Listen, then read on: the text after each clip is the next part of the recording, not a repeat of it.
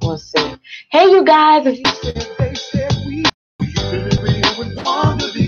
Oh, she's the real deal, keeping it real for real. Keeping it real with Wanda. Oh, all inclusion, no confusion. The he said, she said, clearing up the drama with Wanda. Hey, it is me, Wanda B, and you are tuned in to He Said, She Said on intellectualradio.com. We're here every Sunday at 2 p.m. Happy to have you guys here. And I have with me today Mr. James Bourshade.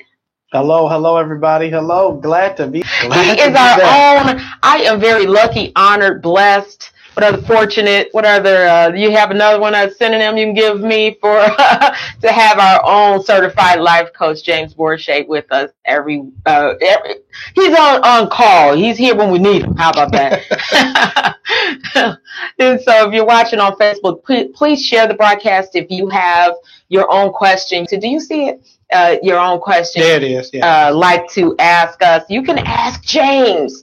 Ask James what you'd like to know, because we will definitely try to answer that for you today. And then I have a group, He Said, She Said, on Facebook for the people who are tuning in, whether you're listening on intellectualradio.com or you are listening on iTunes or you're listening on Spreaker or YouTube. You guys can also find us on Facebook and chime in on He Said, She Said. It's yellow and black on Facebook, the coloring, and ask questions, join the group, and we have these same conversations that we are about to have here. We do this same thing in that group. So we have trying to work with healing our relationships from the inside out. So a lot of times starting with ourselves and working outwards. So thank you guys who are tuning in. So we're going to get right to it. One thing that came up in the group this week is a question that James immediately said, you know what, I think this is going to be a good one. So someone asked what they asked in the group, and it's been going around Facebook, so it's not just, I don't think this is a question that's just in our group. It said, looking back on your previous relationships, name something that you did that caused your breakup or divorce. Ooh. So something that you did. And the word you is, hello, Kim Bruno. Quick shout outs to the people who are watching on Facebook. I appreciate you all. Kim Bruno, you have to check out Sister's Heart here at Intellectual Radio, 10 a.m. On Sunday. She's one of part of our hot mix here on Sundays. Marcus Speaks, thank you. Everyone who's chiming in, tuning in, please share the broadcast too. Hello, Brian Howard. Send me a question. I know you have one. So everyone who chimes in, I appreciate you all. So looking back on your previous relationship, name something that you did that caused your breakup or divorce. What I found very common was the difficulty in self-reflection. Yes. We saw a common theme that most people felt like what they did was just choose the wrong person. Or what I did wrong was I said I ain't going to take it no more. I stayed too long with the other person. So it is really difficult for people to look in the mirror and say, you were wrong, to themselves in the mirror. That is hard. And one thing I know, because I too, in the past have struggled with this, because I think we feel that absolves the other person of their guilt in the if I acknowledge that part of it was me, that means that none of it was you, and I'm not going to allow you to get away with that. And so I think that is a struggle for some, is that acknowledgement feels like it was their fault, and nobody likes that feeling or really struggle with the idea of taking blame or fault. And until a person can internally reflect and say, I screwed up, you will screw the next relationship up. It will continue to happen over and over and over again. We spend a lot of times in a relationship trying to heal somebody else, as opposed to looking in the mirror and saying, this is where I went wrong. I think a lot of times we feel like we wouldn't have done it if that person was different. Like, I wouldn't have screwed up if you if he hadn't done this, I would not have done that. It was not an aftershock. It was a result of actions done to me. I used to have that mentality that I respond as opposed to initiate the situation. But the truth of the matter is, in everything that's happening in your life, you have an internal locus of control. You have control over it. So oftentimes it's imperative that we say, what did I do that may have caused a trigger? What did I do that may have been that may have initiated this, or and this is one that's a little bit easier for people. What did I do that how did I respond? When I often tell my clients, you are response able. You are able to respond. So if something happened and you responded negatively, you're just as guilty as the initiator of the situation. And it is difficult for people to look in the mirror and say, you know what, that response probably wasn't the best one. I'm sorry for the way I responded to you.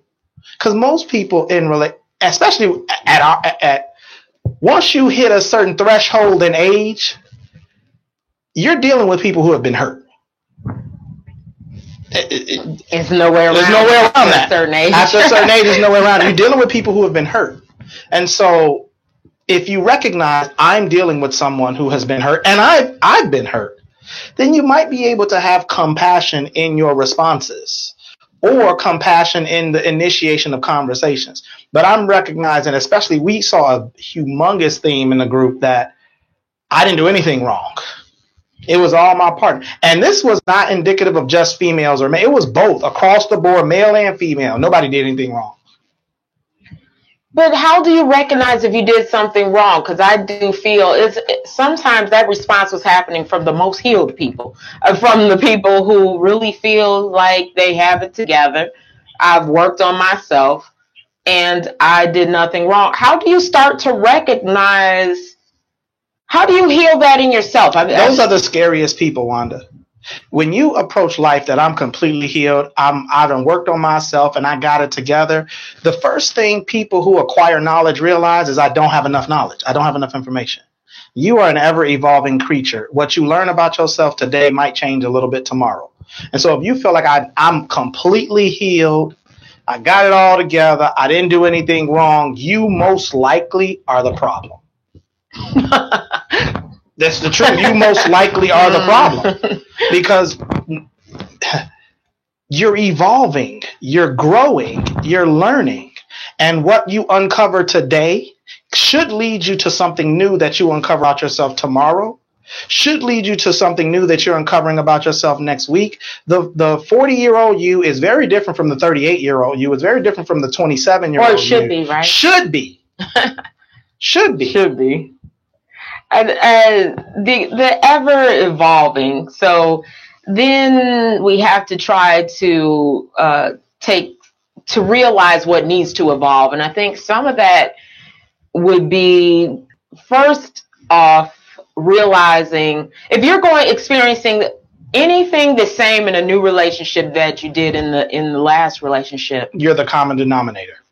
To really realize it's not all men who don't do this. It's not men. I keep running into the woman that does this, or these women are not loyal, or the commonality is not within everyone else. No, it's you. When you approach life from an internal locus of control, the question that you ask is, why do I keep attracting? And you could fill in the blank from there. Why do I keep attracting XYZ? Is there a place to start, though, with that healing? Where do you start? To some, you may need help healing. In my life coaching sessions, the first thing we discover is past trauma. Past trauma. We do a life map that helps you map out your ups, your downs, and then we start to ask you questions about, what did you say to yourself when this happened?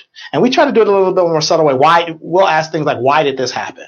Why do you think this happened? And then it helps people discover their story. Because unless you discover your story, you cannot heal.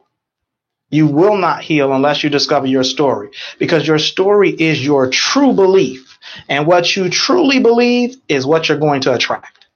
What I realized about my one of my stories that I didn't realize actually affected me more than I realized was the story wasn't necessarily about me per se. I remember that when I talk about my life, I would oftentimes bring up my parents' divorce and how traumatic that was for me. Or I would bring it up often. It would be part of what my parents went through, this brutal divorce, but I had not really realized how much it shaped how I handled things in my relationship based on that. Mm-hmm. And then I realized that, why is this the first story I tell people? Why? I had to sit back and say that I needed to heal that story. That's not the first thing I wanted to say about my life or my relationship or about who I was this story. Trauma shapes expectations. And what you expect in a relationship or any kind of relationship is what you seek after. Unfortunately, subconsciously, say that one more time for me. I got to get a pen. Sometimes I need to take in that trauma shapes expectations.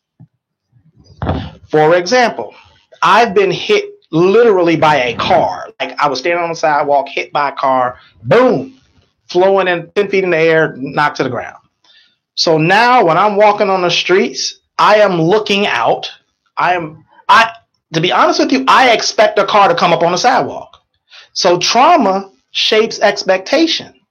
And what you expect, you search for. Now, what that deals with in relationships, what you seek, you will find. So if you've been traumatized and you expect that this is going to end poorly, you start seeking signs that this is going to end poorly. And you find signs that this is going to end poorly. And what ends up happening is, this is where you hear people say, what you fear, you often create. What you fear, you often create. You often create what you fear, because that's what you're searching for.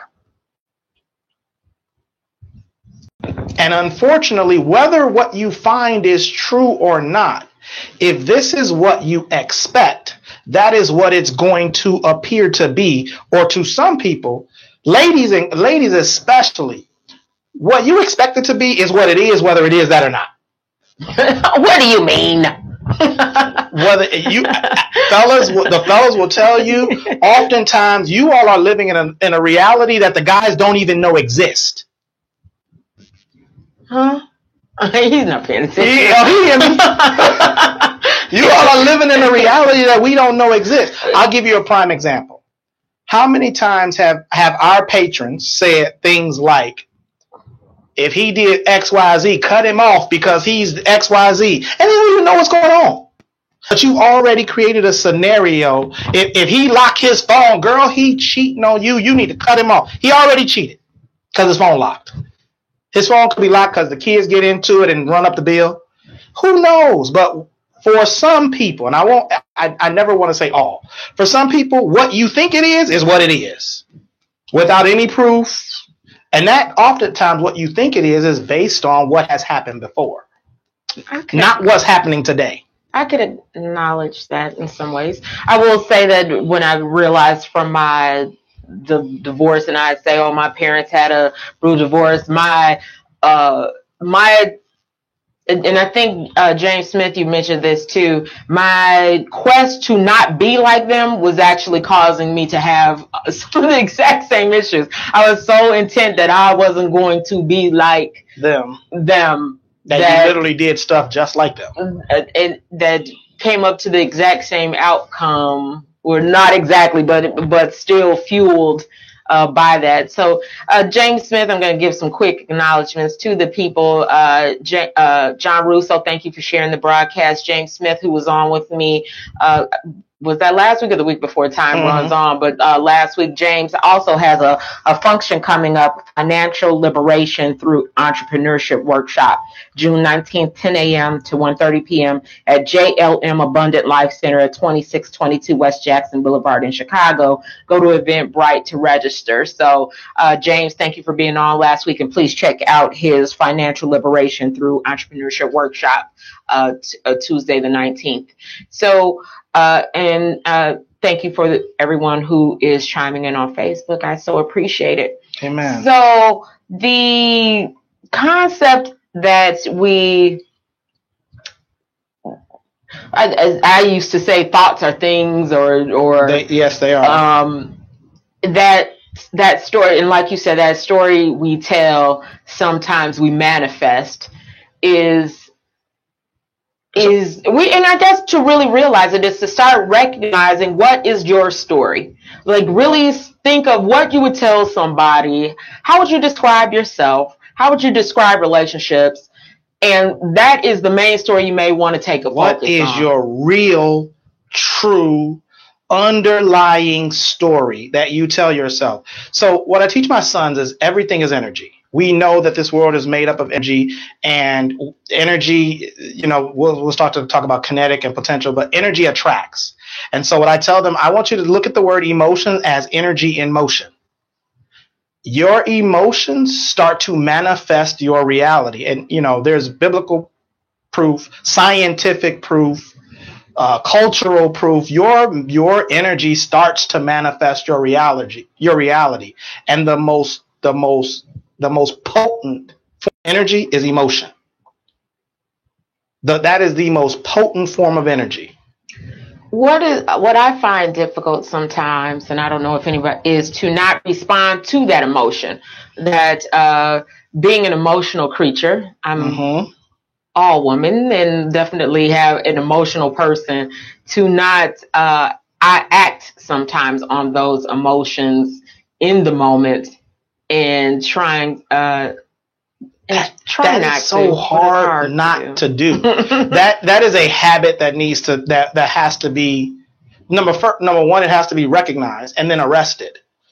I act emotionally, and so what do I put in place so that I don't do that? So I used to be one kid growing up. I used to get into a fight a week. So much so that my dad had to change his work schedule to come up to my school because he knew I'm going to be getting a call right around Thursday or Friday. And so what I ended up doing is I realized where my line was. And so if my line is at the table, I drew the real line that you get 7 yards back so that I can put things in place so that I never, ever, ever get to my breaking point. But a lot of us get to our breaking point and we just react. And so it's imperative to know, what are your triggers? Where's your breaking point? And how will I respond if triggered in this way? This is intentional living. Where's my triggers? Where's my breaking point? And what will happen if I'm triggered in this way? Where's my triggers? What will happen? Say it one more time. Where's my trigger? What are my triggers? What are my triggers? Okay. Where's my breaking point? Where is my breaking point? And what will happen if I'm pushed to that breaking point? Oh, I hope I'm not pushed there. So I know one of my triggers is my kids. You mess with my children, the animal will come out. Yeah, that's one of mine too. I'm sure that may be one for many parents. But yeah. So I try to make sure that I never put myself in a position for you to disrespect my children. I think for some women, me included, a definite trigger would be my children as well, and my I don't want to use the word insecurity, but the being a mother, my motherhood, and my the whether I'm a good mother or not, or whether if someone says something that is saying that I'm not a good mother, not working to the potential of the best thing as a mother, I'm probably going to We're gonna let them have it. So Yeah. when you see conversations headed in that direction, we hit an immediate detour. Because if you cross that stop sign, there's whatever happens to you is not my fault. I am not liable. It is your fault, right? That's what I'm responsible. But I like to tell myself I am not liable for what comes out of my mouth if you cross that stop sign, because I will give you ample warning. Yield. Road closes ahead. Detour. What is one of your signals that they should stop? What do you say? Or are you that blunt? You may not want to go down. You may not want to. I will tell you, you may not want to do that. Let's. You know what? Here's why that happened. Let's deal with something different. I'll say I'll handle it. And if we keep pushing, I'll say, okay, you know what? Something about this just isn't working for me. I say that a lot. Something about this conversation just isn't working for me. We might want to change the subject. But is that avoiding it? Or is that dealing with it? It's avoiding the response you're about to get. Okay. Till you can maybe come back. We can come back to it later. Sometimes we'll say, let's pause this. Listen, not everything is worth addressing.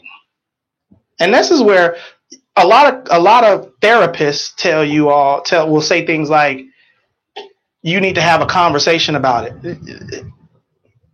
Not everything is worth a conversation. Not everything.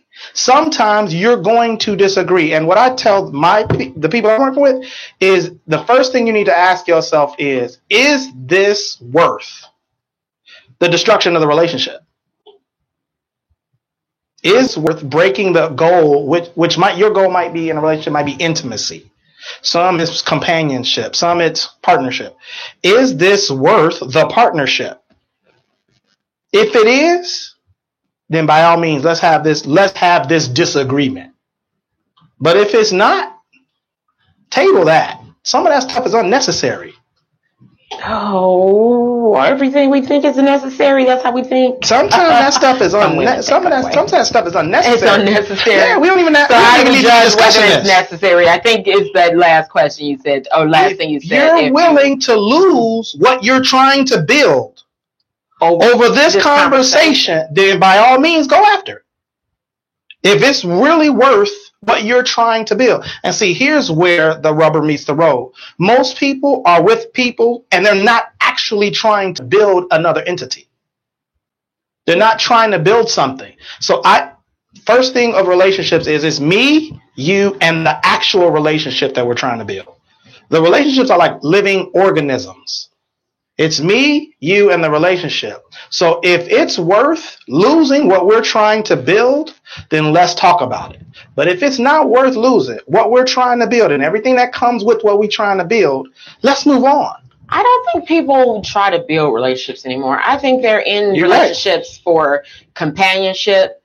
And it's kind of in the moment companionship. It's not that we're going to be together and let's build towards something. It's more of, I don't like to be by myself, so I'll be with you for now. And that whole I don't like to be by myself is why most people are by themselves. Because you're not working to build anything. And so what you're not working to build is dying right before your very eyes. Because whether you know it or not, it's three of you in the relationship. It's you, the other person, and the actual organism or the relationship you're trying to build. And if you're not focused on building that, it dies because you're not giving it any life. How do you give it life? Number one, you focus on the relationship. That to give something else life, you have to be intentional. Men give it life by investing time, resources, etc. Women give it life by adding nurturing. There's another word that I'm looking. It's nurture and protection is not the right word.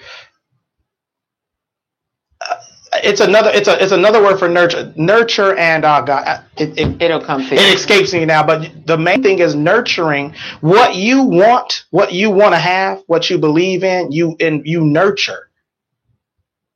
You know what I mean? Makes sense. Yes. And so if you're not nurturing it, what I'm about to say is going to sound harsh. If you're not nurturing it, you're killing it. And those kind of relationships, Toussaint called them transactional. I call them parasitic. So let's segue into that because Toussaint Werner is who's been here on the show, and he chimes in often, a contributor here on the show, and then he chimes in, or he says, she said, but definitely one of our contributors. And he asked the question, if we understand 90% of relationships are transactional, what are tips that can help give to negotiate the best deal? You can give to negotiate the best deal. I will say I don't always understand the concept of transactional relationships. So, and you call them parasitic.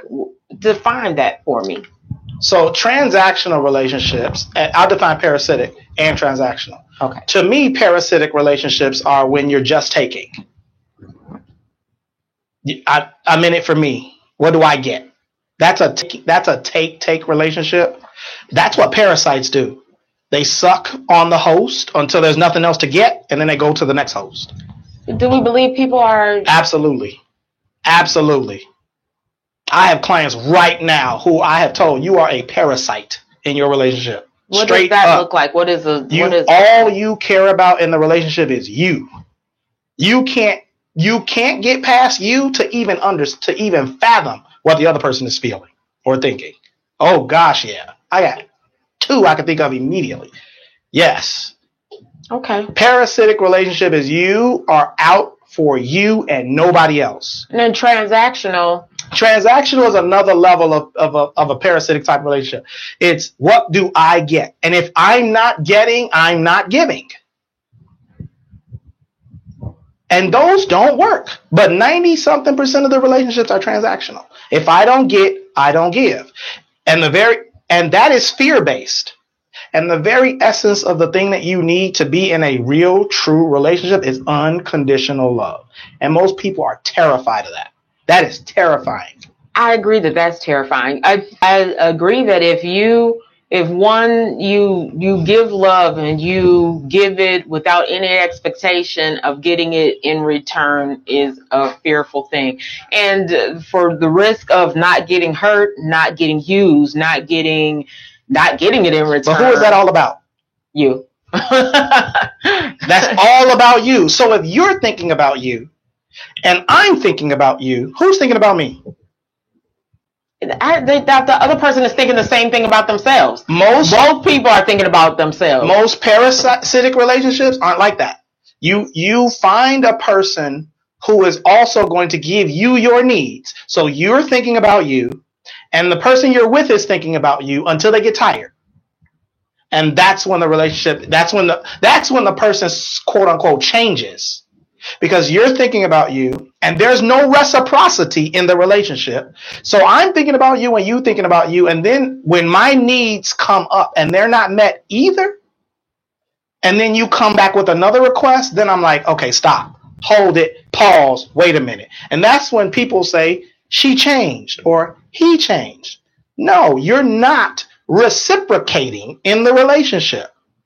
And so Toussaint asked the question, the main tool for a transactional relationship is reciprocity. And you must negotiate reciprocity to be in a transactional relationship, whatever reciprocity looks like for you. And that's hard because some people don't know their own needs. That's why parasites attract hosts who don't know what they need in a relationship. Because they will keep giving to you because they feel like that may be that I need. Yes. I'm not sure if it's what I need or not, but I'll keep giving to you because maybe I'll get something back. All I need is your smile. I'm serious. All I need to do is make you happy. All I want to do is make me happy when you're happy. Yeah.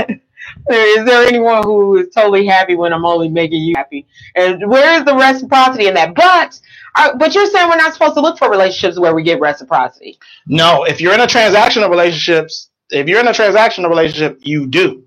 So true relationship has reciprocity built into it. It's just not the thing that drives it. It's just what you naturally do. So the best way I can describe this in a relationship is I coach an AAU basketball team. Okay. And I just posted this on my Facebook. The NBA Finals is over. The Warriors won the championship. It's yada, yada, yada. But I coach an AAU basketball team. And when I first started coaching this team was terrible. Not because the players were terrible. The players were great players. But everybody was out for individual stats. How many points do I score? There's college scouts sitting in the crowd. I got to make sure I score points. I got to make sure I grab rebounds. I'll never forget, we were winning a game. And one of the kids, I took him out of the game because it was time for him to come out. He sat on the bench mad. And I'm thinking, why are you mad? We're winning. He said, because I didn't score any points. We got to change that mentality. But that's the mentality people go into relationships with.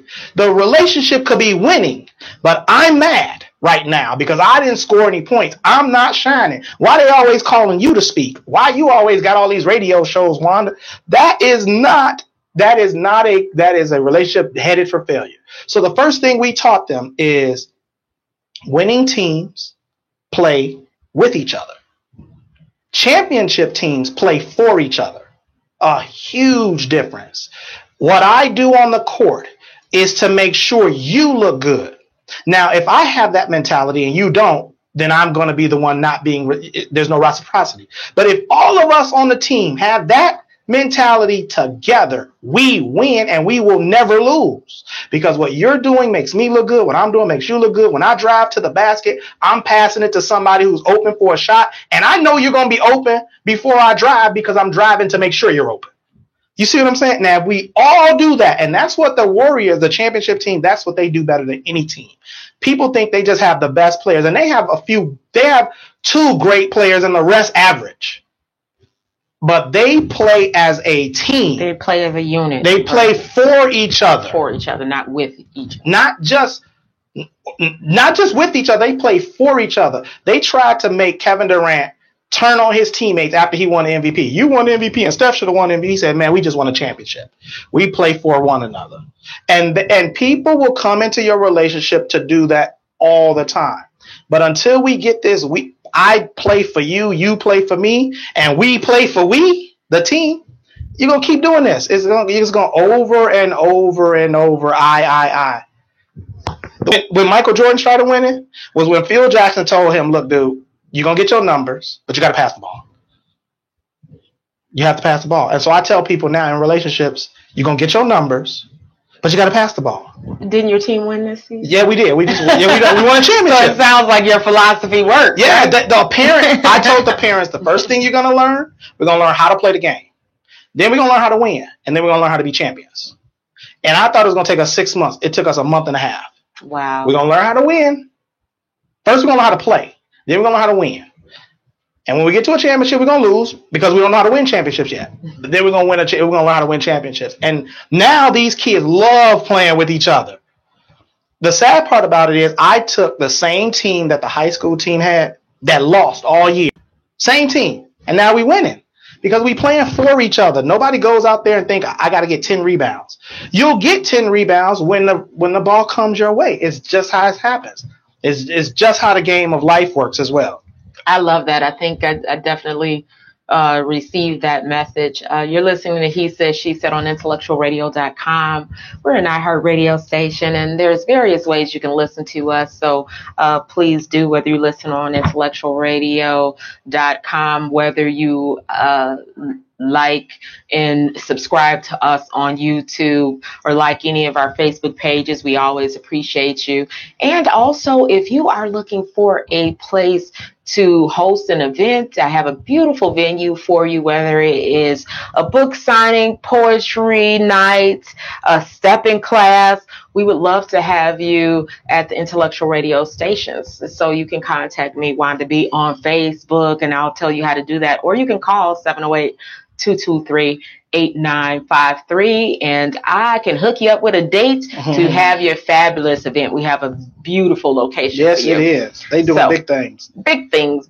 So thank you all who chime in, tune in, however you do. My Facebook friends who are chiming in, and we have been discussing relationships as we do. And I have my dear Jane Borshade here, who is our certified life coach for He Said, She Said. And we love to bring in the big guns when we talk about big things. And we're talking about transactional relationships. So what I feel I took from what he said is definitely the concept of not looking out for self. But if you're in a relationship, it's a team and we're for each other. I'm not what I get out of it. If I don't get this, then I'm leaving. He hasn't done this for me. But if our goal is for us to be together, for us to win, for us to be championships, for us to progress, for us to build, then that's what I should set my sights on, is to build and add the best to that gets us to that end game. Yes. If I want the championship, if I want to win, if we want to win, not I. If we want to win, and we both agree we're in this to win it. Because I guess we both got to be in it to win it. We both have to be in it to win. And if you're with someone who's about I, then you may not have a winning championship team. You don't have a championship philosophy. But that philosophy that we win together and we are a team and we're in this to win that goal, then everything you do helps me win. Everything. And I don't want to keep using me and I, but everything we do is for our end goal, for that team, for that championship. And I think the basketball analogy is wonderful because we've just seen that happen, like you said, with the Warriors, when every team always has one star player. There's going to be a LeBron and Michael Jordan on every team, but he cannot win it alone. No. And if you listen to the way the Cleveland was talking, it was always LeBron, my guys, and I did this, and LeBron. But when you talk about Golden State, you always hear, we did this, we gonna do that, we did this. When he's hot, then we make sure. When you're hot, we make sure you shine. When I'm hot, we make sure I shine. That's how winning teams work. Period. We have a philosophy on our championship team that says rotate. If I get beat, it doesn't matter because I know my guy is going to rotate over to help cover where I'm weak. And then I'm going to rotate over to help cover where he just helped me cover. That's championship. That's championship relationship. Period. But if you don't rotate over, now here's what we used to do when we first started. If one person got beat, the other person would point out that you just got beat. Why you didn't cover him? Get your man. Now, that happens in relationships all the time. Why didn't you pick up this thing? Why didn't you do this? Why didn't you do that? That's not championship. That's not championship ball. That's not a championship team. But if you see something that your guy just got beat or your girl just got beat, rotate over. I got you. And you rotate over there to help cover mine. When you do that, nobody loses. The other team doesn't score. Period. And the question has to become, what are we after? Are we after winning or are we after me shining? And most people are, not most, a lot of people who are in relationships right now are not in it to win.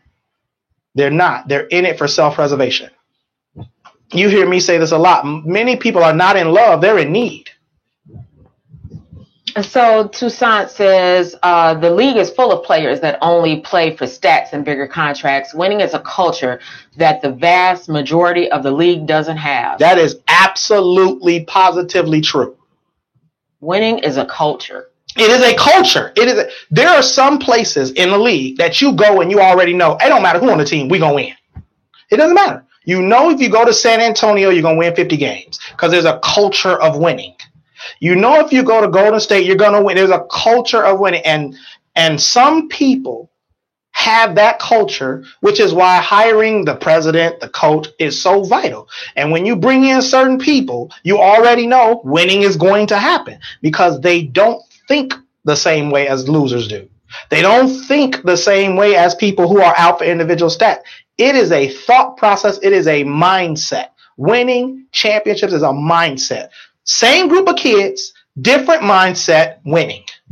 The me factor. I think one big hard thing is that I don't want to be hurt. I don't want to be this. I don't want to be this. You're not going to do this to me. I'm not doing this. I need somebody that's going to do this. And that part of every team is always downfall, and it's hard not to be that way and to untrain ourselves to think that way, that you will win when you take the I out of it, that everyone wins and you don't have to put that emphasis. But it's something that we almost have to unlearn and try a better way. Because the first law of nature is self-preservation. And you know what? I just had this conversation with someone yesterday. They said, what is the one thing that animals, everybody on this earth do? And I was like, sex? And he was like, no. I forgot some of the things. I was trying to think of everything. I was like, eat. We all eat. And then he was like, no. And it was that. Self-preservation. That's the first law of nature. Self-preservation. And until you can get past self-preservation, you should not join a team. You need to play an individual sport. You should not, and I'm talking about a team of any kind. Basketball, relationship, marriage, none of that. Don't join a team until you can get past self-preservation, because you're not ready for a team. Chris Hill said, teamwork is essential in any relationship. And thank you. Chris and I both had graduates this Friday at the Chicago High School for Agricultural Sciences. Both of our children graduated this week from high school. So congratulations, Chris, and congratulations, Asha B. Yes. So he said, Chris Hill, the reason Golden State will keep winning is because the players are not selfish. KD left a selfish player to play with an unselfish superstar. Steph took a pay cut to bring KD in. We need to remove selfishness from relationships. And Tucson said, we don't understand the difference of living and being alive. Yeah. Ooh, we live. That's true. For sure. We definitely do everything to live. And the art of being alive is a fearless art. It's a fearless art, and to get to that level of fear, though, because of money, because all the things that we do to live versus being alive is that is huge and major. Man, Tucson, you just said a mouthful. Yes, how to, and that has to be, I think, a show in itself. Yeah, we have a show just on tips to being alive. Because being alive is fearful for some people. I mean, we do so much to live. I eat to live, and then I gain weight, and then we're so afraid of every facet of the things we do to live. Most people live in fear, and it's hard to watch. It is sad to watch. Most people live in fear. And when you live in fear, you are in self-preservation mode, and you are not in team mode. You can't win in fear. You can't. You cannot win in fear. You can't. It's not possible. So we were using sports analogies, and this brings me to an analogy once that my ex-husband told me once our children played soccer. And I would hate that when my children played goalie. And I would say, oh, no, that seems so, because the score, it all comes down to you. And then you could lose the game if it goes in, then it looks like you were the failure and you're the one that made the team lose. And he said, that's not how it goes. The team works together, so it never gets to the goalie. They don't get to the goalie, right? The whole team works together. The whole team is supposed to get together, that it doesn't reach that point. And you are our last line of defense. Our last line of defense. But we're your first, because it's like 11, we're your first 10 line of defense. You're our last line of defense. We need you. It's gotten to that point. We need you because but we're all playing as a team to not get to that point. Right. And like you said, and so I was like, oh, I never thought of it that way, because I naturally am the person who feels like I'm the goalie. And I put myself in the goalie situation in life a lot of times. But that is a fear-based position to be in. So I encourage everybody to get on a challenge course. What's the challenge course? It's a ropes. We call them challenge courses. The main society calls them ropes courses. A challenge course forces you to address almost every last one of your fears. One of my fears used to be heights. I was deathly afraid of heights. And then I became the CEO of an organization running an industry that was all based on heights. I know. It was completely based on heights. And so one day, my chairman at the time, who is now my business coach, took me and my team to the course he built. And we were supposed to tour the course, but they were like, get on your harness. So we got on challenge courses. First 10 feet, then 20, then 50, then 70 feet in the air. And I'll never forget, me and my current business manager, we were getting on, they wanted me to get on this element called the Wild Woozy. Now, this is one of the scariest things I've ever done in my life.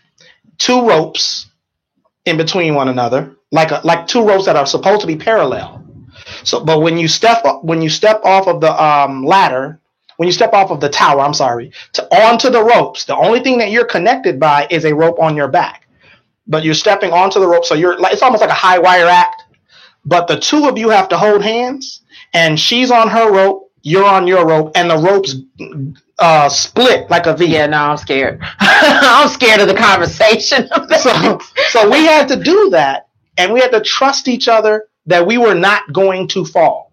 And what she said to me, I'll never forget, because I wasn't going up there. She said, James, you trust me to write these $100,000 checks, but you won't trust me to hold your hand?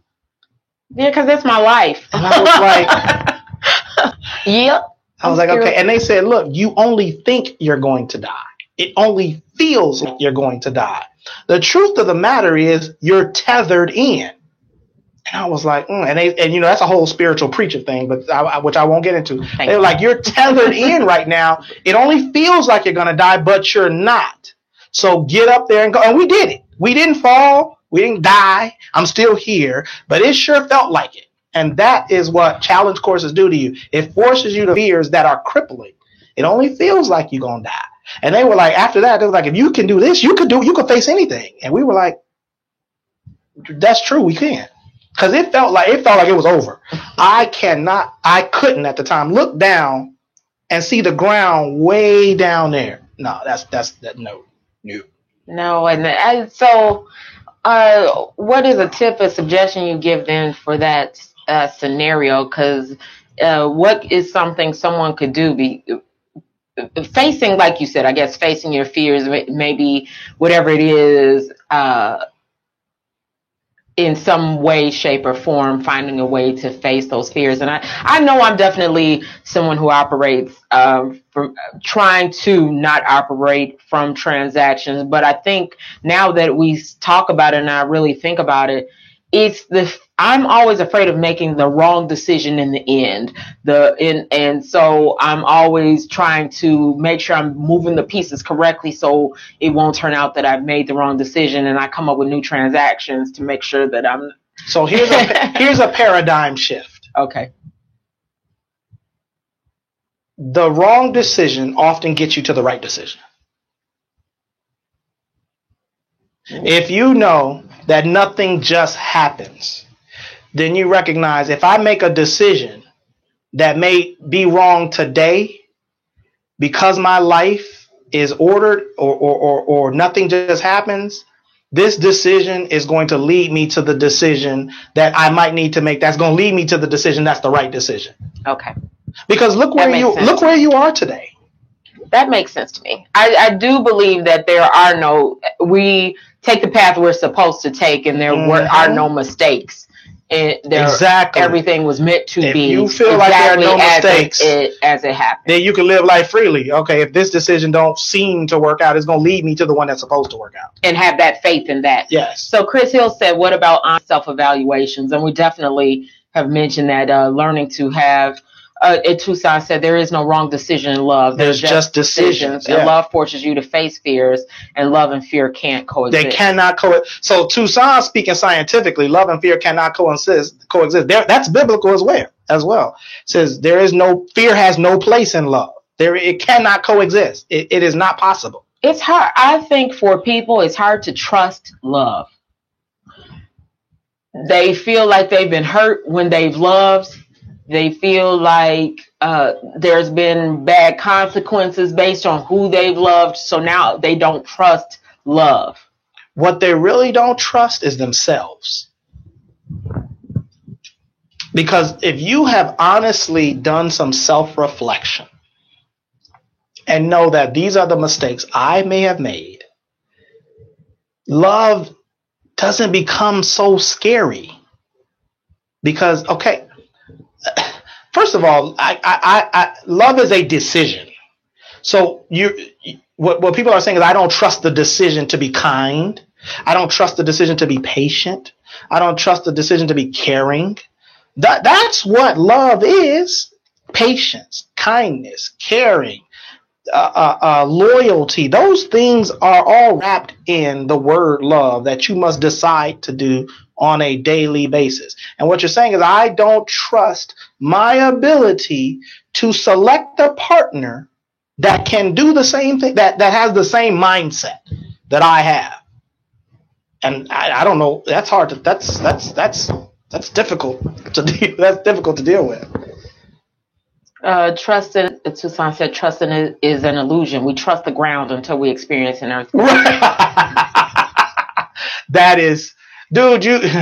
You speak in philosophy that very few have read, dude. That is very, very true. Trust is an illusion. And this, so because people are looking for stability. They're looking for things that they can predict. And that's not being alive. That's trying to live. I need to be able to predict what's going to happen next. Winners don't do that. You can't win trying to predict what's going to happen next at all times. But you have to be fluid enough that whatever happens next, we can score. Okay, I'm thinking about that. I'm putting some thought into how to make that. For the basketball people who on our feed, I don't teach my kids plays. It's useless. But I do teach you how to play the game, so that no matter what you see, you have data for we call it if then. If you see this, then you know to do that. If you see that, then you know to do this. But if I teach you a bunch of plays and the other team knows how to stop our plays, you don't have any other options. Plays, you have no options. You have no options. But if I teach you the game itself, then you know how to operate on that move. They did this, so this is how I handle that. Yes. If I see this, I back cut. If I see this, I come around and banana cut. If I see this, I do a UCLA cut. If I see that, I stand still. But if I only know these plays, I know how to operate those plays. If anything happens outside of these plays, what do I do? I don't know what to do. And that is why many people are giving up in relationships. They're saying, I don't know what else to do. I've done the play. I've run the play and it didn't work.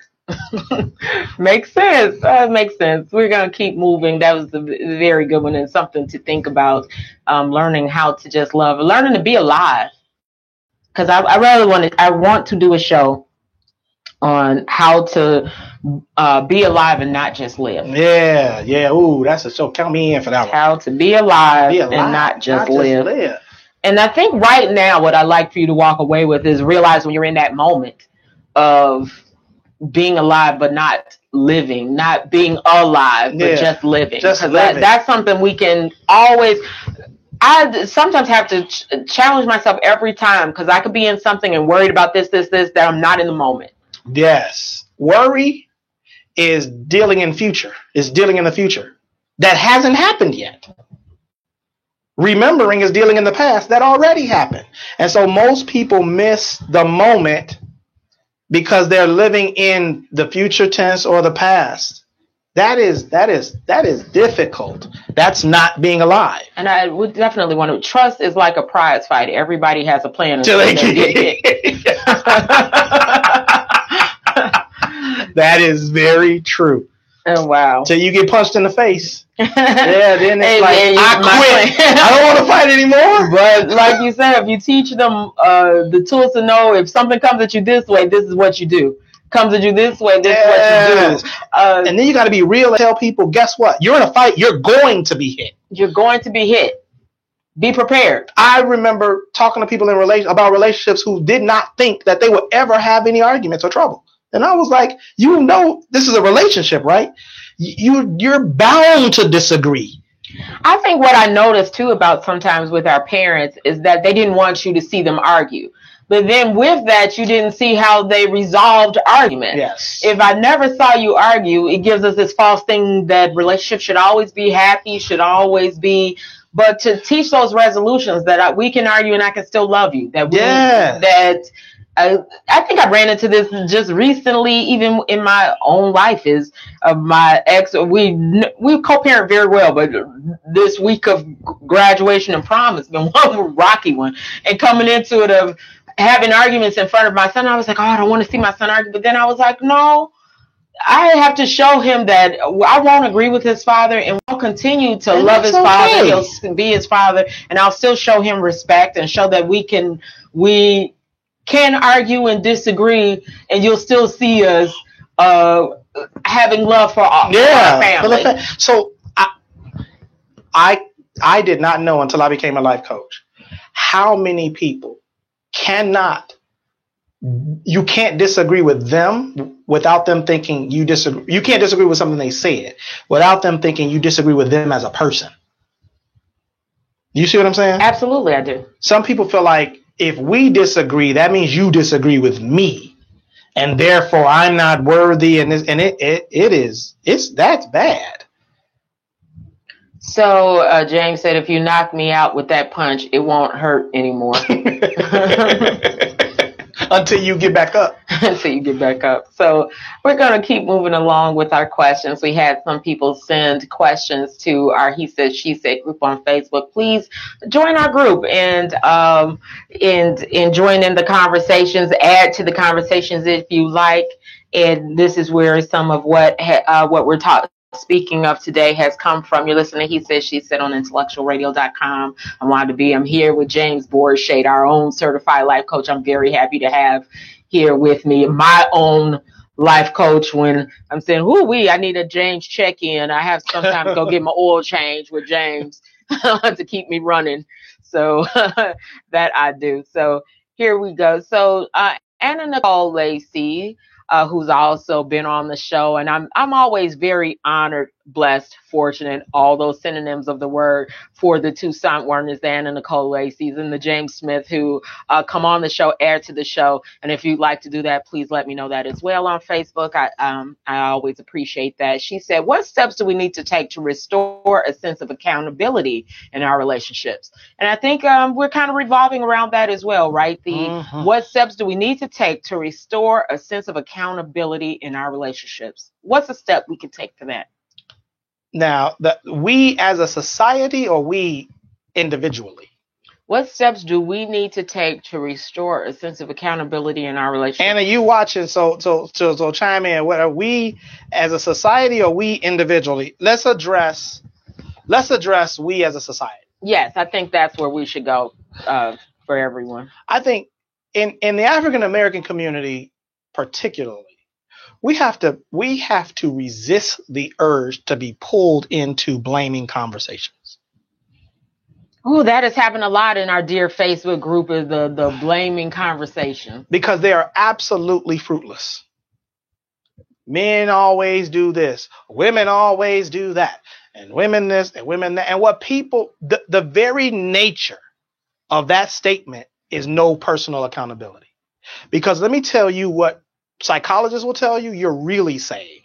What you're really saying is all of the men or all of the women I attract do this. All of the women I have encountered do that.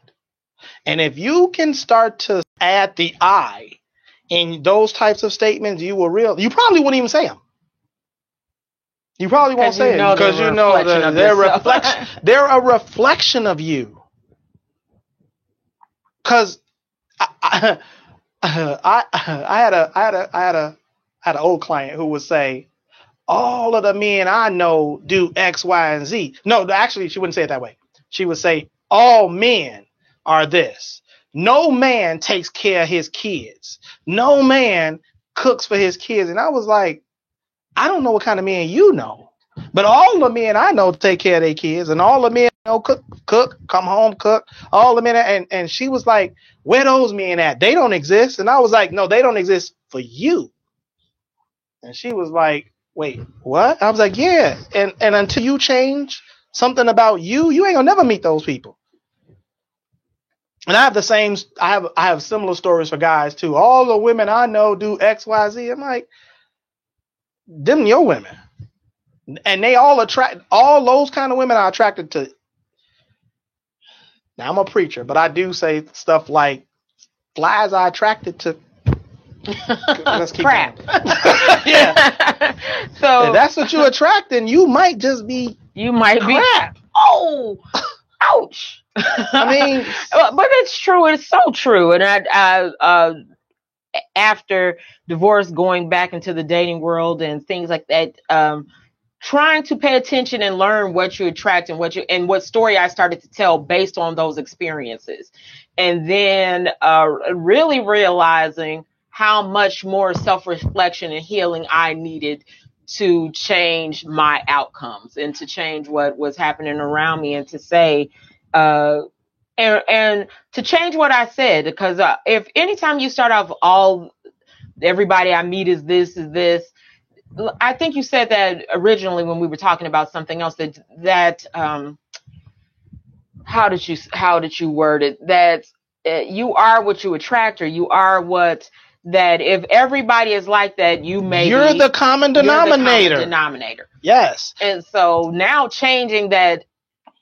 and I will say this, every man I meet if you start expecting every man you meet to be good, every single one, you will see the good in them all. You will see the good in them all. So the first rule of changing into personal accountability, and I'm about to get to the root, we need to understand energy. We as a people, there are entire cultures who revolve around the teaching of energy. We have to understand that. In the science world is energy, in the Christian world is spiritual, in other worlds is different words, but we have to understand energy and how energy works and magnetism. Because if you realize that you're attracting people like this, there are billions of people on the planet. Not all of them are the same, but all of the people you meet are the same. There is one common denominator. So that, to me, if we as a people can start to look at the energy, Toussaint has said 1,000 times, relationships are mirrors, and they really are, because you attract your reflection.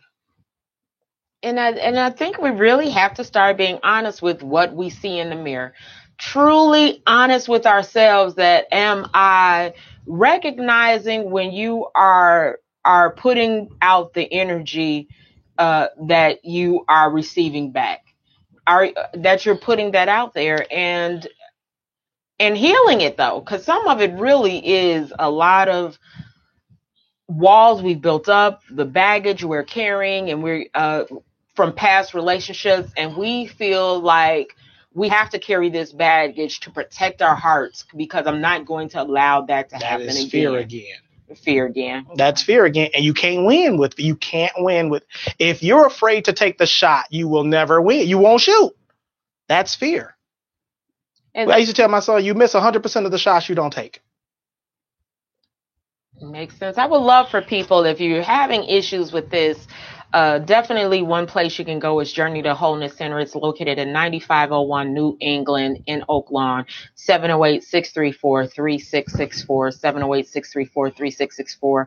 And they have chakra balancing, especially if you understand healing, or would like to understand, not healing, energy. Yes. And how to balance your energy. Your chi, They have classes on that, free guided meditation, where you can learn to recognize how to channel your energy differently, and how to heal if you understand the chakras, and realize what chakra needs to be balanced, because they can also give you classes, tools, and to recognize that just a quick meditation wherever you are in the mornings, where it's said to get in tune with yourself. You have to start knowing yourself and get in tune with your own energy, so you can tell when you're out of balance, out of sync, I had someone tell me not too long ago, when you used to do all that meditation stuff and go to Journey Wholeness Center every week, you were a lot more calm. I was like, well, okay. Forget you. Let me get back to Journey Wholeness Center. So a lot of people don't know them, don't take the time to get to know themselves. And that's why they always talk about, well, he did this, or she did that, and she did this, and he did that. They don't get to know them. It is one of the scariest things I've heard people say one of the scariest things in the world is to get to know me. I had a person write down on a sheet of paper when we talked about what's one thing you hope never happens, that people discover who I really am. Well, that was the first time I ever heard that as a coach. I didn't know what to say. I was like, well, who are you?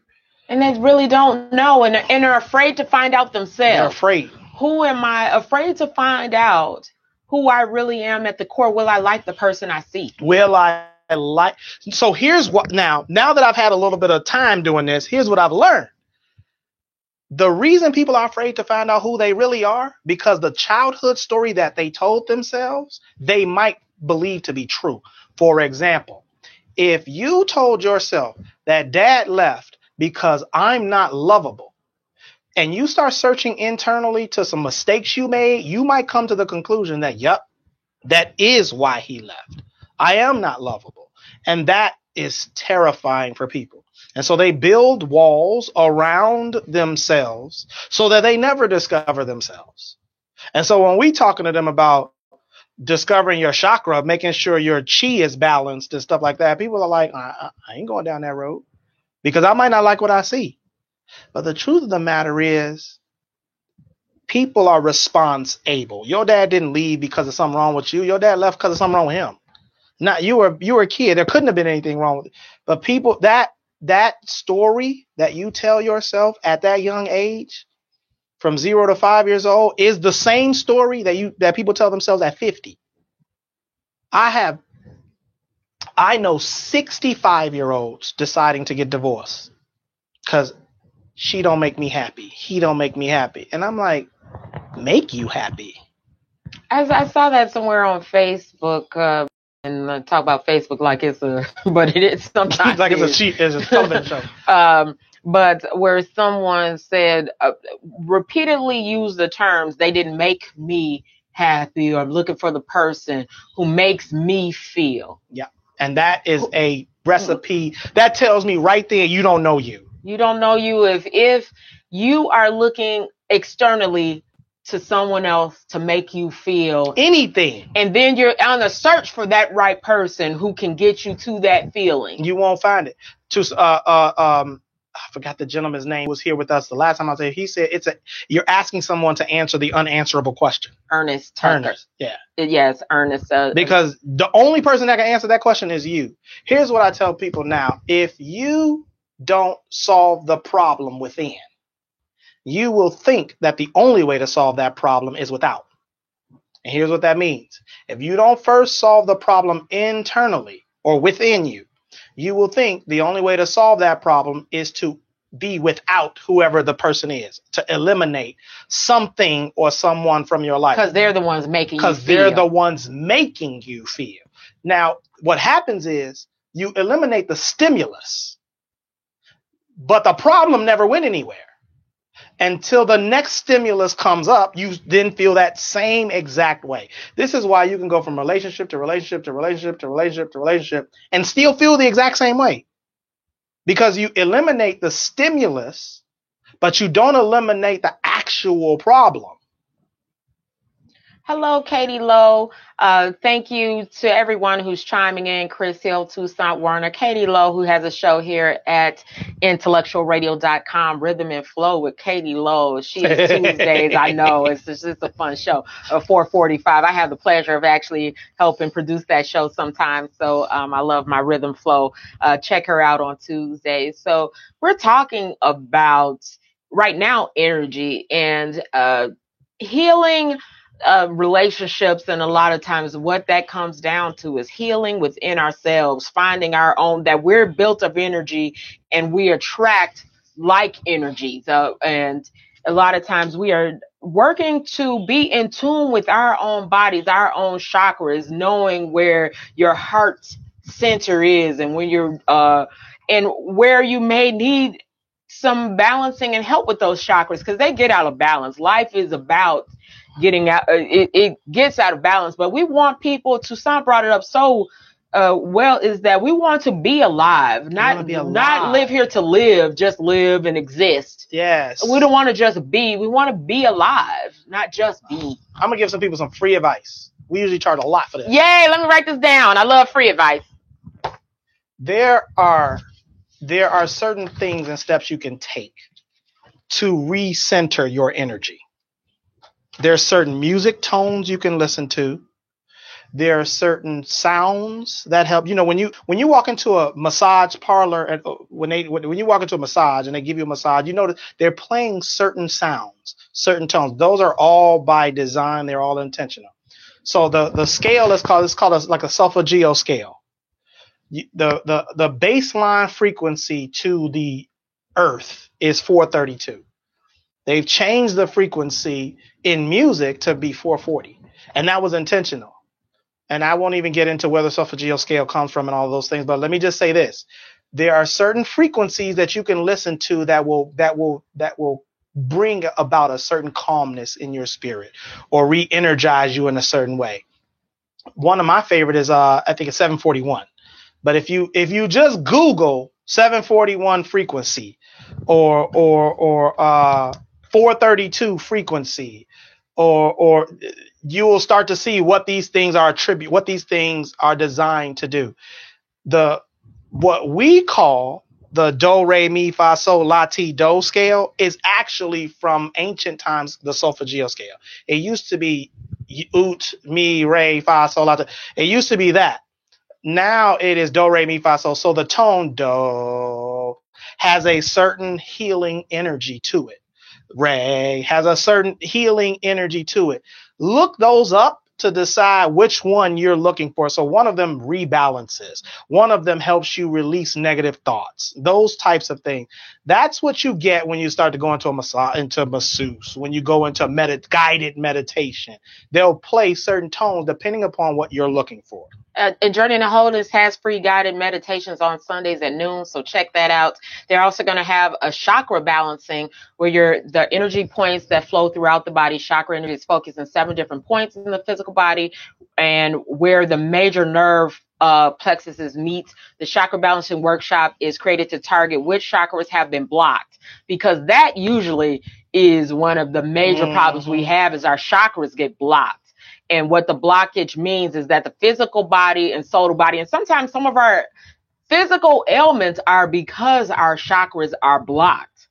And so they help with that. And they have a workshop coming up on the 16th from 12 to 1. So you may want to check that out. They are located in 9501 New England in Oak Lawn. The number is 708-634-3664, and it's only $25 if you'd like to go by there. And they're going to help open up your chakras, find which ones are blocked. And I swear, physical ailments will go away. If you have a nagging pain in your shoulder, sometimes the little things like that is getting your chakras balanced helps with that. And so for those who don't know what we mean, we're talking about chakras. Your body has an aura.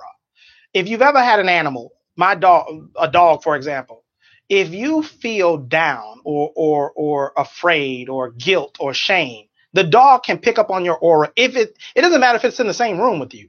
And like my dog, when I feel down, hurt, or whatever, my dog will come up the stairs and just sit by me, because it knows my aura has changed. My spirit or energy in the house has changed. And the chakras, because your body has different chakra points. Your chakras are the entryway, basically, into your aura. That's a layman's term of explaining it.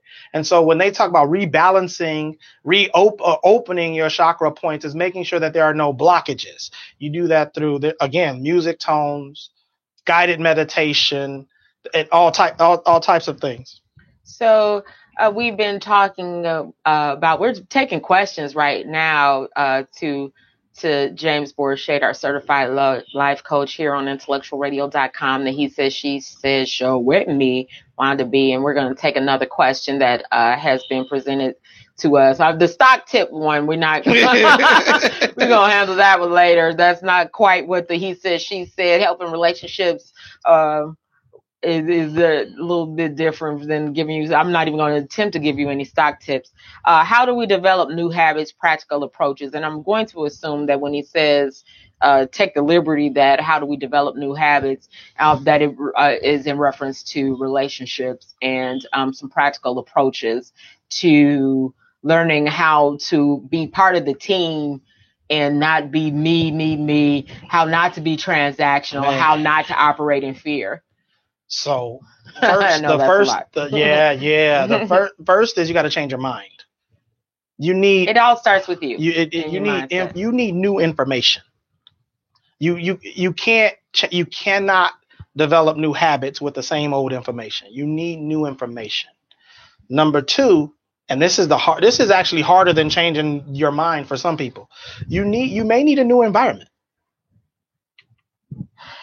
That's hard. Studies have shown that people who say, like, they did a study on college kids who said they want to change their study habits, right?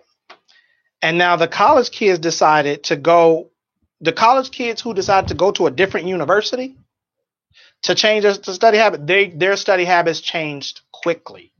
But the kids who stayed in the exact same environment, their study habits did not change. Interesting. Some of the tips that we looked up, and I want to see if comes from Psychology Today, so I'll see if you would agree. One of them is commit to radical self-compassion. A lot of times, I think I saw Toussaint mention this, and let me see if I can get to it. Your own feeling of, did he say incompetence? I'm not sure if I can get to what he said. But sometimes we've grown up in something I read earlier, where the person grew up with a critical person in their lives, whether it be a parent that was very critical to you couldn't do anything right, or that you brought home A's and 1 B, but the focus was on the B. That was my dad. Yeah. And the whole focus on that. And sometimes that is where it starts from, thinking we're not good enough. I have to be better. I'm not good enough. I'm not good enough. So learning to heal what we feel about ourselves, because a lot, like we're saying, all of this starts from within. Yes, it's all within. It ain't without. It's not without. Yeah. Every story we have within. So sometimes giving ourselves compassion, teaching ourselves to be okay, healing our own selves and being okay with who we are. Being okay with who you are. So you can't change your habit until you change your information. You can't change your habits until you change your story. And I love that. You have to be compassionate with yourself. It amazes me how many people don't like themselves. I'm rough on myself. I am one of those people who anybody can feel however they feel about me, but the one who feels the hardest, who I'm the toughest on, is me. But here's what I tell people like that. That's how you love others. I know I'm tough on them. I'm only realizing that more and more. I am. That same tough on you is. And how I'm starting to realize it is my daughter got a tattoo. I'm going to make this story very short, brief. And I'm realizing that I'm always the last to know when something happens in my household. My ex knows, every family member, the aunt knows, the grandmother knows. And I had to say to myself, why are people so afraid to come to me with things? I think I'm pretty open. I do this show. I mean, I'm pretty easy to talk to. Easy to talk to and I was till like, I'm not. I was like, I must not actually be easy to talk to. This week I really had to face that people don't share things with me. And why is that? That I'm going to be. So I really had to self-reflect. I had to say, it isn't about them. It isn't about them. So I'm doing something that makes it hard for people to share information. Even though I feel that I'm open, I'm not really giving that off. I'm not giving that. I feel like I'm open. I feel like I'm pretty open, and you can come to me with anything. But when people hear how you might talk about you, that can be terrifying to some people. And so now I've needed to say to myself, you're obviously not easy to talk to. And why is that? And what are you going to do different? What are you going to do different? How are you going to respond to people different? First, I got to recognize how I'm responding. So in that, I had to go back to that situation in my daughter and her tattoo. And how did I respond in that moment?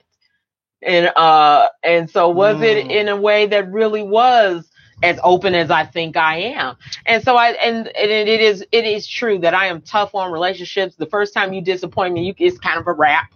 And so wouldn't it make people afraid to disappoint me because they don't want it to be a rap with me? What so it I'm makes going to people avoid. afraid to do is be authentic around you. Yes, and that's not what I want.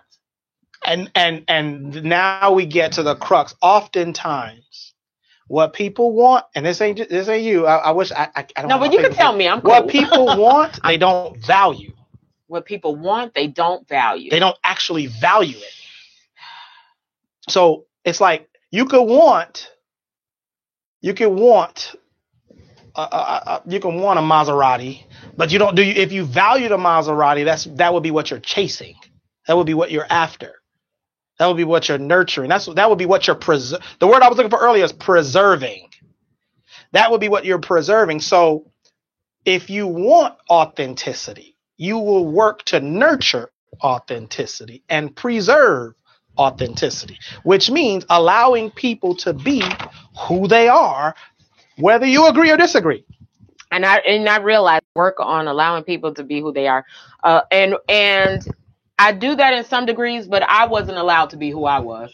And I really now have really gone back to see that I sometimes look at my younger daughter with the big tattoo and think she's what I would have been if I was allowed to be. See, if I was allowed to be me, I would have had one too. I probably would have had one if I was Yeah. allowed to be. Yeah. And I really am becoming more, realizing that I'm my mom more and more in some ways, that the very thing I think I'm not, I am. Yeah. In some ways is allowing you to be, because I will allow you to be it, but I still be disappointed, and nobody wants to disappoint you. But see, do you value authenticity? I'm scared of authenticity. Bingo. I'm scared of authenticity because I don't like being judged. I don't like being judged by my children's being who they want to be. Then there's a reflection on me. So as what a mother. you value more than authenticity Is what other people think. Other people's opinion. And that's what you will preserve, and that's what you will nurture. So really we have to in selecting mates, we have to determine, do our systems of value match? Because what you value, you will preserve and you will nurture that. Makes sense. So Tucson says, wouldn't that be because we follow narratives rather than create them? Yes. And one of the things we teach so I've got two young men at home, sons. I have an older daughter who's out of my home, who's beautiful. That's my beautiful baby girl.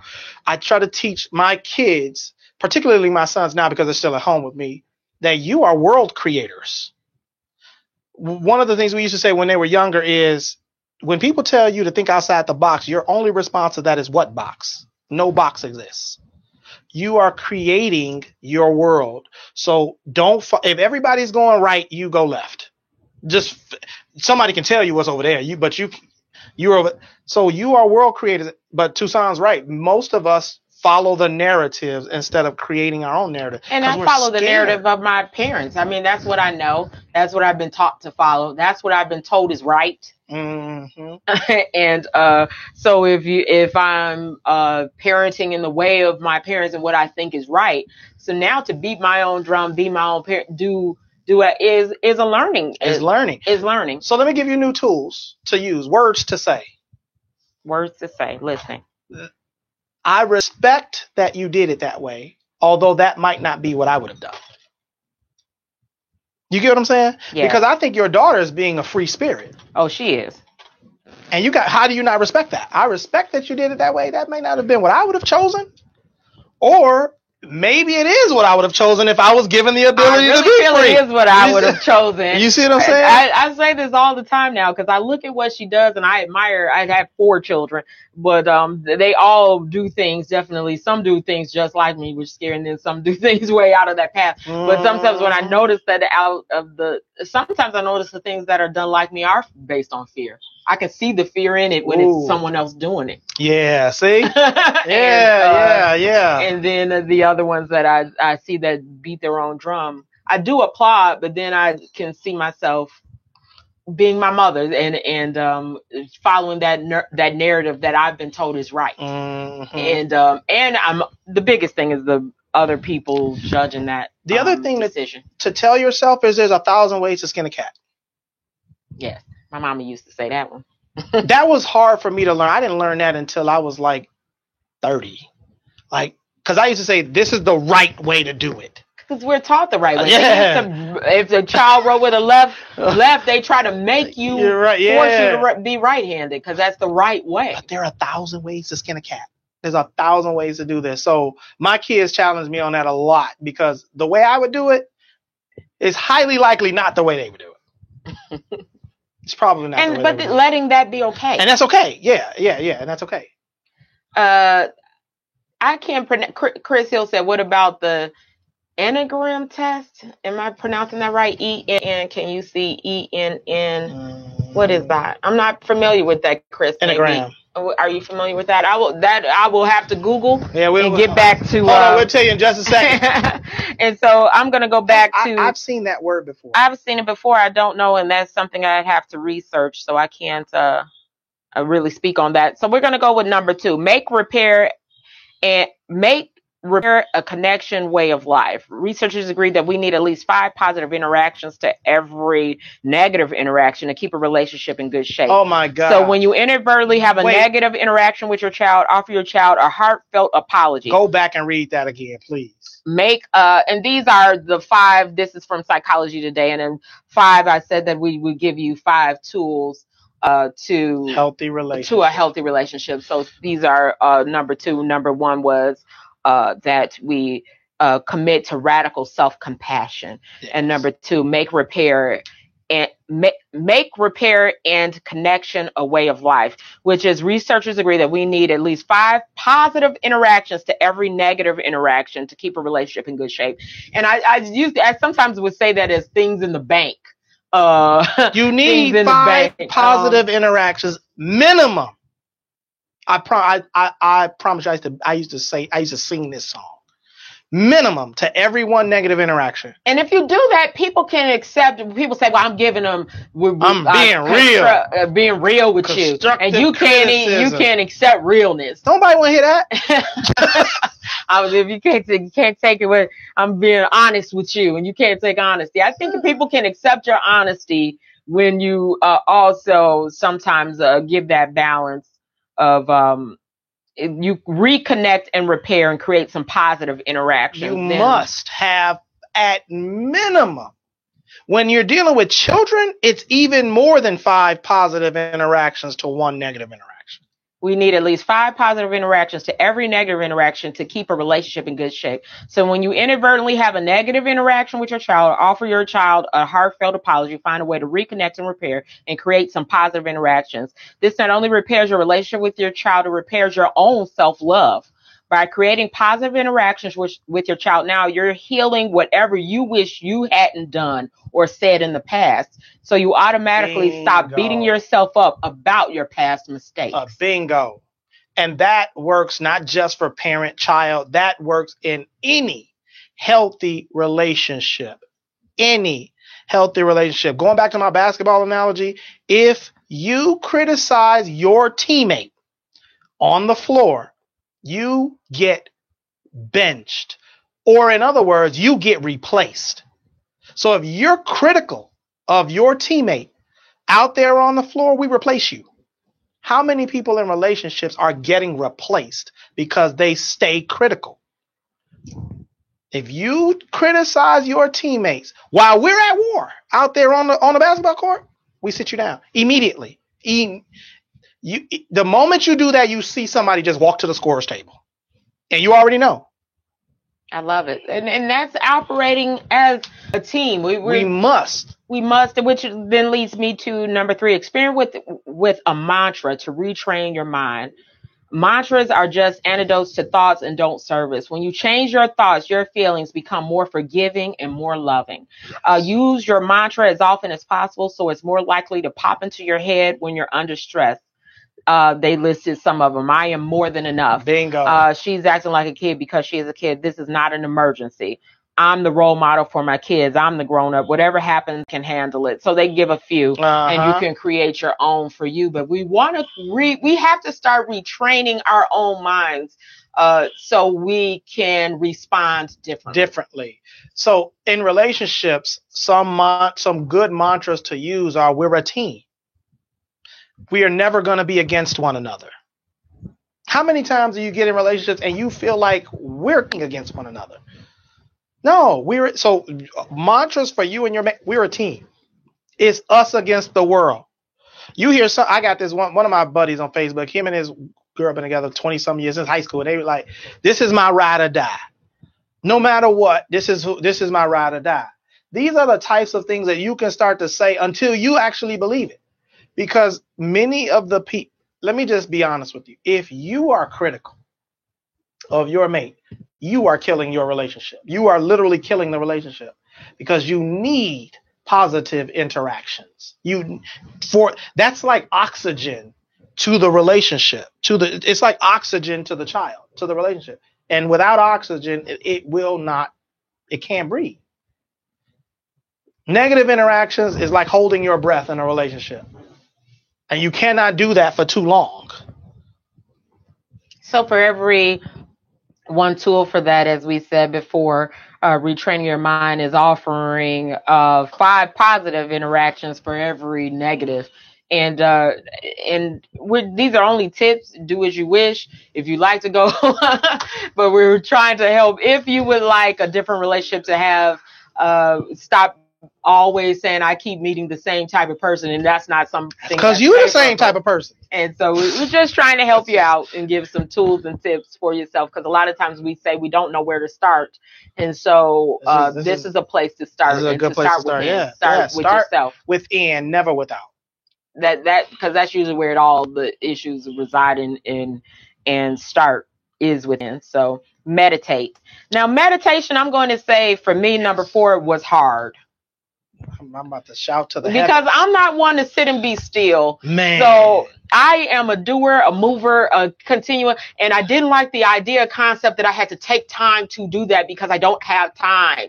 And so I will say Journey to Wholeness absolutely helped me with this. So this is, and I'm going to keep giving them out because this is a place that really has helped me. Because I also learned that some people create these beautiful spaces, Zen moments of places that they go to in their corner. And what I found is when somebody tells me how to do it, you have just ruined it for me because I like to do things my own way, I beat by my own drum. Don't tell me how I do things can't be like yours. That's true. So mine is in my car. Now it's my little. It don't matter where it is. My place is in my car, so find what's best for you. And I can't do no long sessions and make it 15 minutes. I'm going to take. I do have a spot though. I will say it's in my driveway. I will sit in my car in my driveway, and I pull towards the sun, and I take my moment and just to connect with me. So, but if you have trouble with it, please, 9501 New England in Oak Lawn, 708-634-3664. They will teach you how to meditate, and you can find your own way to do it. But just connecting with yourself, checking in with yourself, because sometimes we're so busy helping other people and doing, especially people who help other people. The first they rarely help themselves. To get me on meditation for real was Zelda Robbins, the TV host. Zelda, she was at a meeting with us, and she was hosting the meeting, and she started the meeting with meditation, and her voice was so calming and soothing. She had us closing our eyes, rotate our head and neck, and when we were done, it's one of the best meetings I've ever had. We were at such peace. And then we started the meeting. I was like, add meditation to your list. And then I started researching it. Oh, man. For me, I have the drunken monkey. And I went to a couple meditations and I thought this was just stupid because my head is constantly racing and moving all the time. And so they were talking about being balanced. And I was thinking about the grocery list. I got to stop at the grocery store when I leave here. Okay. Gotta do this. Yoga. Actually, first time I went, I had someone who actually told me the drunken monkey. When you go back to the monks or who started it and really read about the drunken monkey and your mind racing, and how that is normal. That is the normal trend to bring you down, and and how to get through that, and that the stages of yoga and doing the poses were to get you through to take the thoughts and channel them and have them go away. I was like, oh, that finally, she said it in a way that just made sense to me. It brings peace, And and you were designed to live in peace. So one of the main benefits of meditation is that it creates unconditional friendliness towards yourself. Yes. You could also think of this as unconditional love for yourself, because we are hardest on ourselves. Yeah. Who we don't love enough is ourselves, which is why we do not love other people. Or why other people don't love us. Because if you don't love you, I can't love you any further than you love yourself. So it helps to change the brain. It actually changes your brain for the better and permanently. Why not try it? I know you don't have, and make it 10 minutes. I mean, if you don't have to make it, people go, I meditate for hours. That doesn't have to be you. Find your own way to meditate that it works in your life. A good 15 minutes for me with, and I usually, if it depends on what I'm facing. Yeah. So if I know I had a hard day or week, I'll meditate with sounds on like the 417 frequency to eliminate fear, guilt, stuff like that. But if I want to just rejuvenate, I'll go like 741 or 8, I think it's 852. Man, you become you're like a different person. So work on that. And if you need help, like I said, Journey to Wholeness, 9501 New England in Oakland, or go to journeytowholeness.org and register for one of their classes. And they have free meditation. I mean, when the ladies taught me how to get grounded, because that's another thing I thought was like, whatever. I really thought a lot of this stuff was crazy. I'm going to be honest. I was like, you don't be. But one day I did too. And I put both feet on the ground, and it was like I could feel the energy pulling me through the floor. And when she taught me how to do it, it has changed everything for you. So go to Journey to Wholeness, 708-634-3664. Please tell them I sent you. Please tell them that, and they can help get you started if you need help with it. I will admit, I was one of those who thought it was nuts stupid initially as well. Like, wait, what? And I started with Journey to Wholeness from the very beginning. And at first I was like, this is some crazy stuff. But they definitely have turned me into a believer. So number 5, give yourself the support you need. When you lose it, find a way to use it. Parenting is really truly the hardest thing any of us will ever do. So because it requires us to grow. So you will need to give yourself support. And so this is what we're here for. Yeah. Is that support. We're here to be your support. All relationships require work. It doesn't matter if it's parenting. It doesn't matter if it's being on a team. It doesn't matter if it's a partnership in business. It doesn't matter if it's in a romantic relationship. All of them require work. And anybody who tells you that you're getting into a relationship and it should just be easy, I'm looking at the camera. Where my camera arrow? They're lying. Just a few of them. They're lying. Yes. That's a lie from the pit. Wait, but I know I've heard this, and I know I've heard this from people I know and love, that you're not with the right person if it's not easy. That's a lie. You name me anything that you ever had that just came easy, that you worked that was worth keeping, that just came easy. Name it, anything. Your first car. I don't know. Earl, can you name something? Anything. That you ever had that was just easy. That is a lie. That is a Disney fantasy. You are joining 2 lives, 2 backgrounds, 2 families, 2 cultures together. That is not easy. It ain't even easy to put puzzle pieces together. No, I'm serious. It's not going to be easy. But the question is it worth it? And hopefully we have, if you choose and making choices that are worth it. But like we said, and I will go back to, it all starts from yourself first, loving yourself, being the best you, healing yourself so that your energy draws. Yes, absolutely. See, here, I'm going to put an end to the myth that it's supposed to be easy. 90% of what we just talked about today is about loving yourself. That in and of itself is not easy. And it should be. We would think that'd be the easiest thing to do. You would think I'm that with myself 24 hours a day. I'm with me all day. 24/7. I'm struggling to love me. How can you not struggle to love somebody else? That's not easy. So look, do away with the myth that love is supposed to just be easy. Loving you ain't easy. You loving you ain't easy. So how is someone else loving you easy, and vice versa? And you with you all day. But we want to give you the tools, because sometimes I don't even realize when I'm not loving myself. I mean, or don't realize it. Absolutely. It's so ingrained in me to be hard on myself, because it's been happening to me since I was 2. 2 years, right. That I have 30 something. I'm gonna take years of it. I caught that. 25 years. 25. Here's years. another tool. Speak kindly to yourself. Don't put you down ever. Oh, that's so hard. Don't put you down ever. Well, I'm talking about speak kindly to yourself. Don't ever put yourself down. Oh, I always do this. I always that. No, it's time out for that. But isn't that being real though? People will say you got to be honest with yourself, and sometimes being honest. You can be honest. You can be honest with yourself without putting you down. Listen, use my words. There is no such thing as constructive criticism. You can give yourself good feedback. James, when you said that probably wasn't the nicest thing to say. You need to go back and deal with that. That's feedback. It wasn't the nicest thing to say. But to say to yourself, James, you are rude. That is you are now deconstructing a portion of yourself. No. And I know some people who have been conditioned to be harsh to themselves will say, "Oh, y'all just like it rough." It builds character a bit. What kind of character?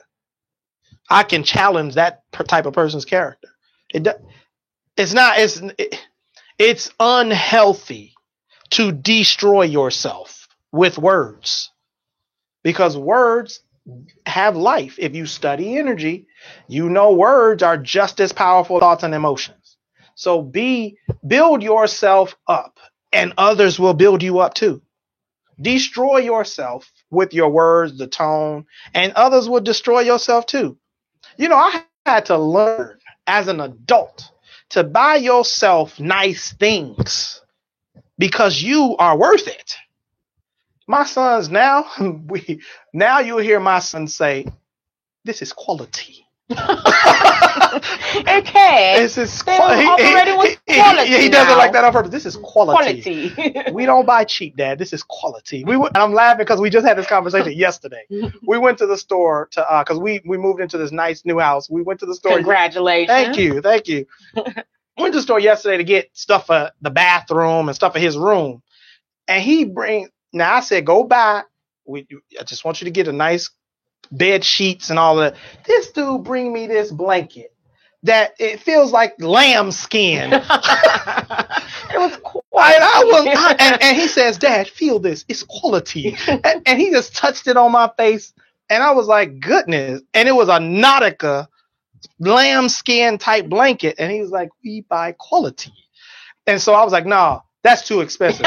Go get the other blanket." So he brings me the other blanket, and it wasn't quality. You could tell the difference. You could tell the difference. It was I unfortunately am that person. I have a child that I've raised to be that same way of not giving ourselves quality always being a martyr. Being a martyr. Yes. And so I had to tell myself, the new you, we don't do that. You give yourself quality first. Then we'll deal with it. So we bought the Nautica blanket, and then they had bath. They had bath. What's it called? But what if you don't have a Nautica budget? Then you buy what's quality in your budget. Okay. Good, because I still like to have quality in your budget. I mean, it wasn't expensive. It was just quality. I'm going to wait till I tell him to watch the show. Right. Daddy, you told that story. Yes. We buy quality. Because we was in the store cracking up. They were looking at us like we were crazy. The boy was like, "This is quality, and this is not quality." But yeah. I love it. I love it. So just to recap before I'd like to give you a way to reach James, because not only I've mentioned Journey to Wholeness Center, but James himself is I'm telling you, the person you can go to help you in this process of healing, James is that one of those people. So, two places that I can highly recommend to go to get your mind right, to heal from within, that healing, so you can put out the best you, so you can attract the best around you. And Yeah. I will say that I know I'm on the right path because I attracted James Borsche wow. and all the people in my life that the Toussaints, the Katie Lowe's, the Chris Hills, the all the people who chime in, James Smith, who chime in, are definitely my quality that I receive in return. So I appreciate that. So to run down the tips from psychology today is: commit to radical self-compassion, be loving to yourself, make repair and a connection a way of life. Make it a way of life. So for every that we need at least 5 positive interactions to every 1 negative interaction. Give it a 5-to-1 ratio. I like to say you can tell me anything bad, but you got to put some in the bank. Give me some positives in the bank. So keep your bank full. Bad, you better bring me 4 good. Good. So I agree with that one. Experiment with a mantra to retrain your brain.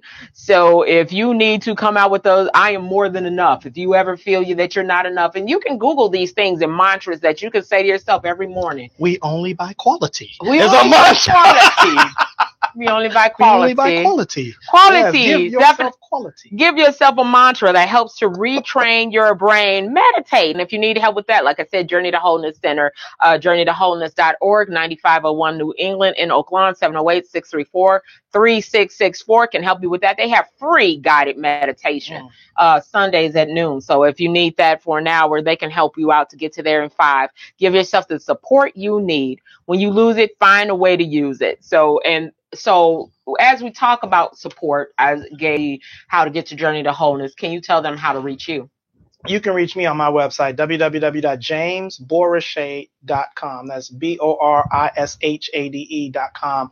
I focus on helping you getting results for the high impact, high net worth, high results type person. If you've been hurt before and are looking to heal quickly and be accountable to yourself and tell yourself the truth, I'm the coach that you're looking for. If that's not what you need, I'm probably not the coach you want. Oh, you put it like that. Just be real.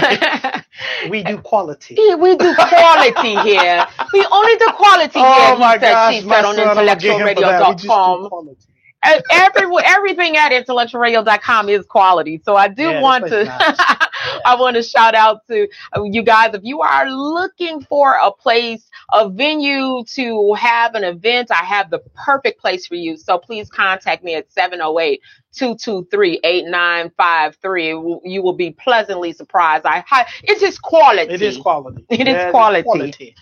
Yes. And then I would love for you guys to reach me if you would like to be a guest on the show. If you'd like to advertise on the show, if you like, you can contact me on Facebook. You see my government name if you're looking on Facebook, or if you're listening, if you're listening out there on intellectualradio.com land or YouTube, go to Wanda Bees, like the bumblebee, and befriend me there, and I will tell you how. Or you can call 708-223-8953. I would love to have you advertise. I would love to have you promote your events here. So I have an event every Thursday with my dear Becoming Dateable crew. We play, it's adult game night. We have a good time. They're serious about their spades. They play spades. We play Jenga. There's an open mic. Eva Rouet is a beautiful songstress. She sings. We have comedians come out. T Bizzle with the giggle in the middle. T Bizzle comes out.